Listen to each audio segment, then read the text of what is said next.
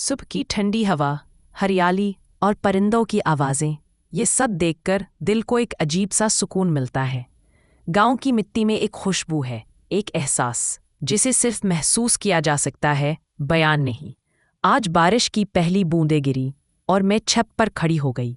बादलों ने आसमान को ढांप लिया था और जब बारिश शुरू हुई तो हर कतरा ज़मीन से जाकर ऐसी खुशबू लेकर आया कि जैसे बचपन वापस आ गया हो। मैंने अपना मोबाइल उठाया और वो लम्हा कैमरे में कैद कर लिया, क्योंकि कुछ लम्हे सिर्फ देखने के लिए नहीं, जीने के लिए होते हैं। फिर मैं नानी अम्मा के साथ चूल्हे पर चाय बनाने लगी। मिट्टी का चूल्हा, लकड़ी की आग और नानी की बातें, ऐसा लगा जैसे वक्त थम गया हो।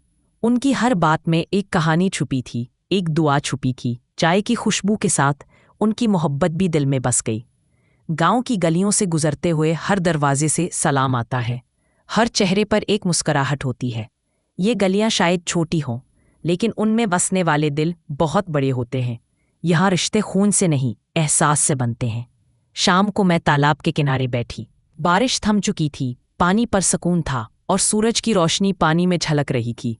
मैं कुछ देर चुप रही, बस हवा को महसूस किया, पानी को देखा और दिल की आवाज़ सुनी।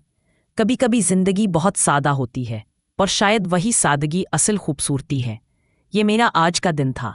बारिश, मोहब्बत, नानी की चाय और कुछ खामोश लम्हे जो हमेशा दिल में रहेंगे।